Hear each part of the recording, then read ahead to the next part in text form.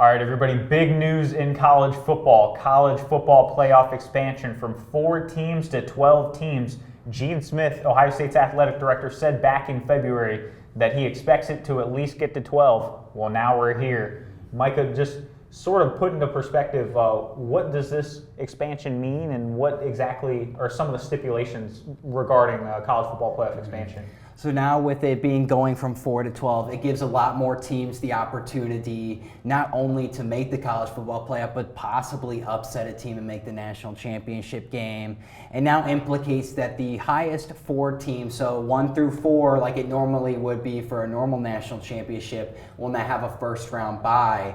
And then your teams from 6 to 8 will also as well. They will host a playoff game, and then the other teams will just be at-larges.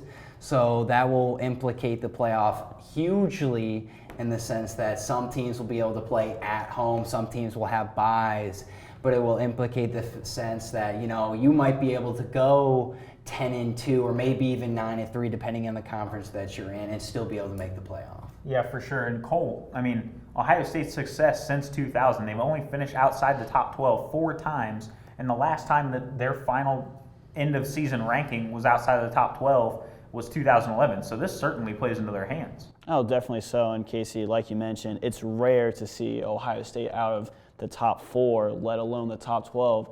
I think Buckeye fans are just so used to having their team in the playoffs each year. Expanding that to 12, it's going to be very rare seeing the Buckeyes out of it, and you can almost expect, at least to a little bit, playoff football every single year for Ohio State.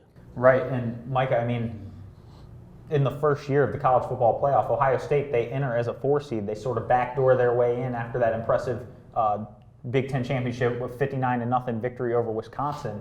And they go on a tear, and they end up winning as a 4 seed.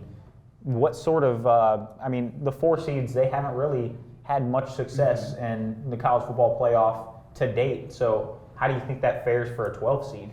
Well, it definitely changes the narrative a lot. Your 12 seed is going to have to now play your 5 seed. You're not going to play the top 4. So in that first round, there's more of a chance that we could see a first round upset. Of course, your 8 and 9 seeds will be playing each other. It just brings more parity to the college football playoff conversation. Instead of seeing Alabama play Cincinnati like we did last year, and it was kind of, for the most part, not a fun game to watch, well, maybe we'll now see someone like Baylor play Ohio State or Michigan State, where it could be a fun game where, hey, we don't really know who's going to be able to win this game. It could be way closer than people expect. And do you think this adds a little bit more parity to college football in general?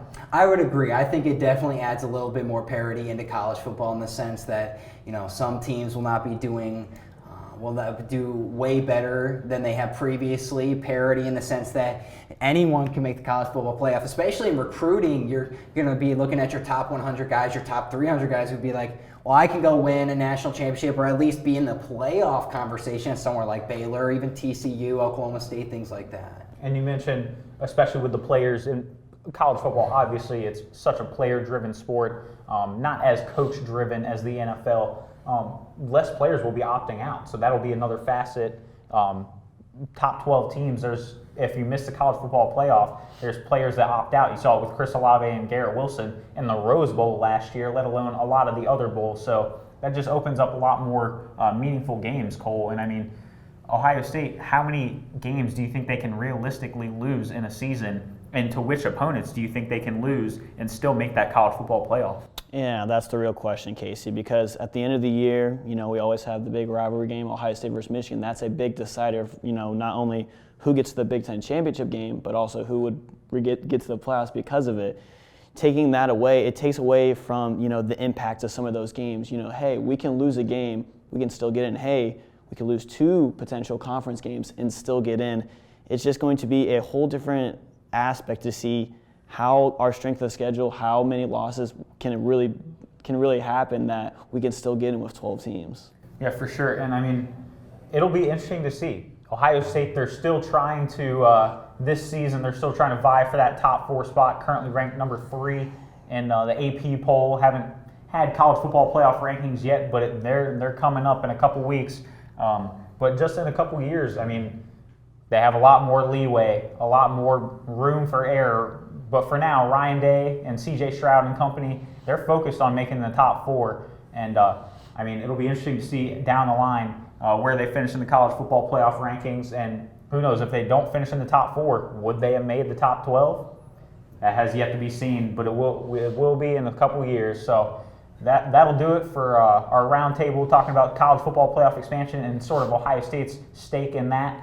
For Micah, Flack, and Kole Emplit, I'm Casey Smith. Take care.